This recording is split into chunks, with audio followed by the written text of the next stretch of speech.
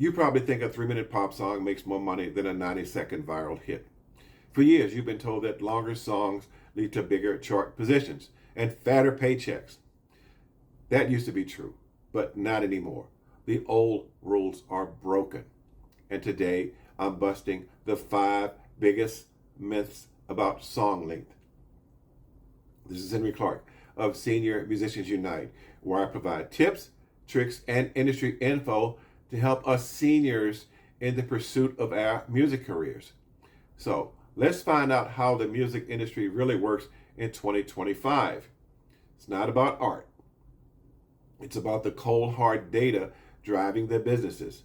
The logic has flipped, and in the world of streaming, shorter is often much, much sweeter. I listen to a lot of songs written and released by senior musicians because they send them to me, and they are usually in the 4 or 5 minute range. And I also get emails from some of them asking how they can increase their streaming potential. And I have to tell them, your song's too long. If you're an artist, especially a senior trying to break through, or a fan who wants to understand the game, you're in the right place.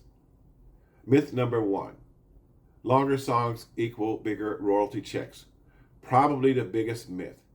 A longer song means a bigger paycheck. It feels logical, doesn't it? But in the streaming community, it's just not true. Here's a simple rule of streaming. A stream is a stream. Platforms like Spotify and the others pay out on a per stream and not a permanent basis. As long as someone listens for at least 30 seconds, it counts as a monetized stream. After that 30-second mark, it doesn't matter if your song is 31 seconds or 11 minutes long. The payout for that single listen is actually identical. Oh, let me go back for a second.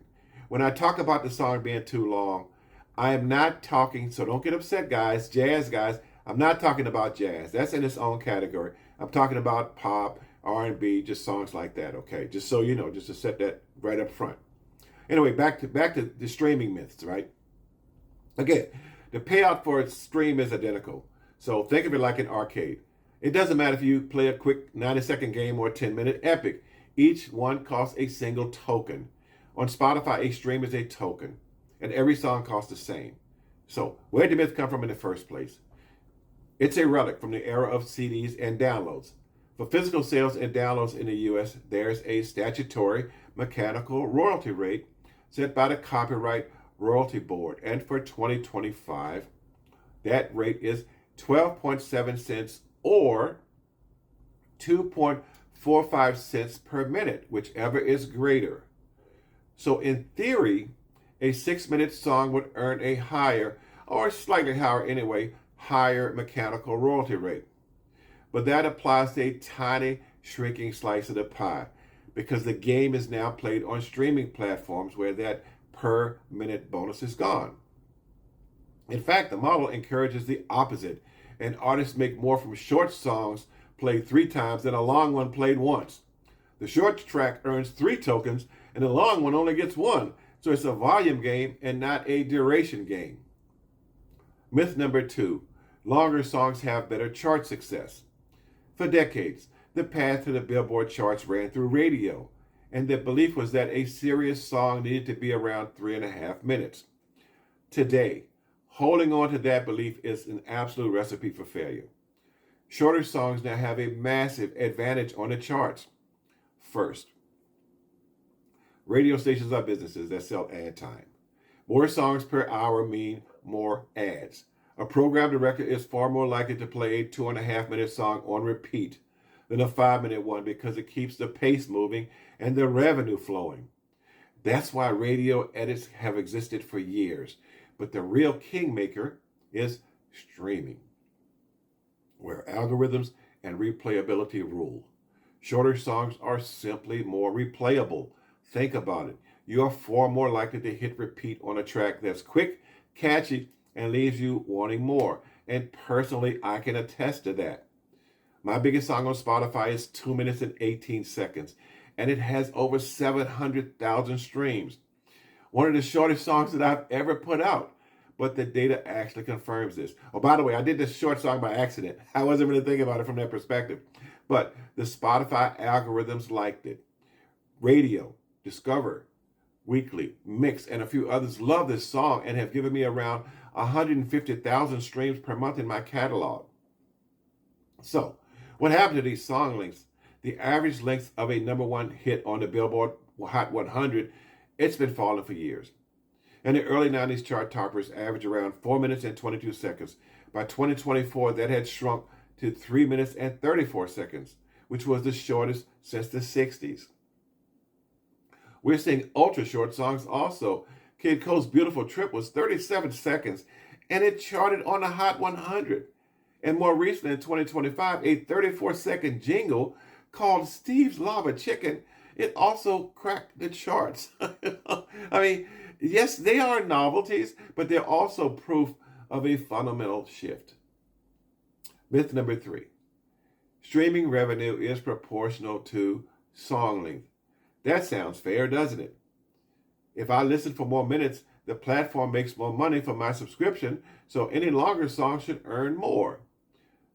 Definitely sounds logical, but it's completely wrong. Major platforms like Spotify use a prorated model. Think of it like a pizza party. At the end of each month, all the money from subscriptions and ads goes into one giant pizza. The platform takes a slice, around 30%, and the rest is the royalty pizza to be shared. But how is the pizza divided? Not by listening time, but by stream share. The platform counts up the total number of streams for the month. So say your song's accounted for 1% of all streams. You get 1% of the pizza. Actually, it's 1% of the 70%, But again, the main thing is that time is not part of the equation. A 10-minute song stream gets the same as a 2-minute song. This system naturally rewards songs that rack up the most individual plays, and short, infectious tracks do that best. Myth number 4.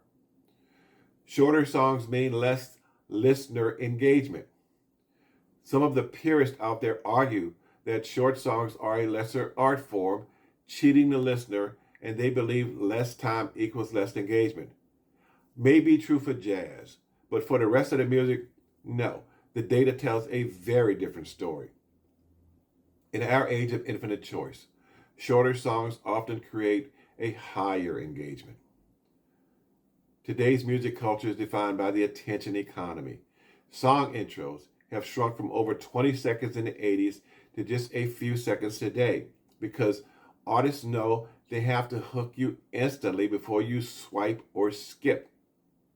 And this is supercharged by platforms like TikTok, where a 15-second clip can make a song a global hit. And in this world, a long, slow intro is not artistic. It's actually a barrier.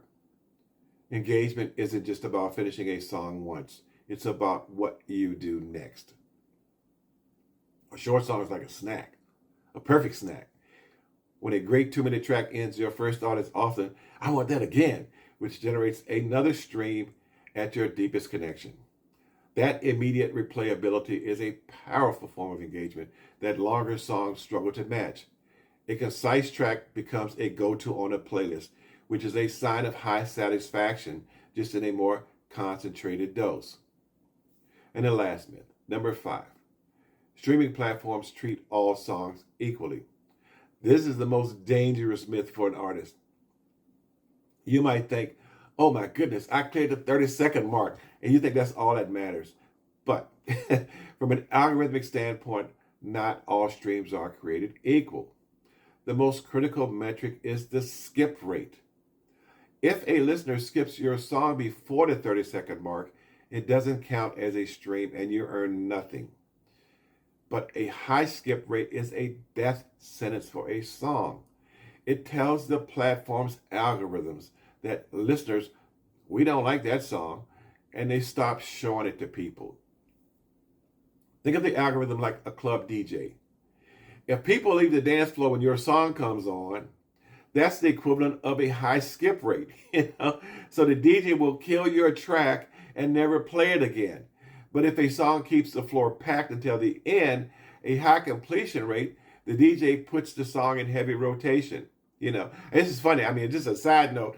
This is kind of like when I was used to be in bands, in cover bands, and and we would tell the people up dancing, we're doing a cover band, the whole 9 yards, right? And all of a sudden we said we're going to play an original, and the floor just everybody goes to sit down, right? It was the funniest thing. They hadn't even heard the song yet, and they went to sit down, So I just thought that as an aside, just to maybe give you guys a little chuckle, But anyway, again. The streaming companies, a high completion rate coupled with saves also, can result in a song getting promoted in algorithmic playlists like Discovery Weekly and radio, creating a snowball of discovery. And this is where shorter songs have another advantage. It's easier to hold someone's attention for 2 minutes than for 6. A shorter song is more likely to be heard in its entirety, signaling to the algorithm that it's satisfying and should be promoted. So while one stream is technically like any other, the ones that matter come from songs that people don't skip, and shorter songs are simply harder to skip. So, from royalties to chart success, it's clear that in today's music economy, shorter is often sweeter. The long-form anthem, it isn't dead, but in the forces of streaming, it's created a powerful incentive for artists to be concise. The real value isn't in a song's length, but it's its ability to grab a listener and not let go. Now I want to hear from you. Which myth surprised you the most? And also, are you guilty of this? Are you guilty of making these super long songs and super long intros, right? And then you wonder why people don't listen to your entire songs? I'm just interested. Any comments? All comments welcome again.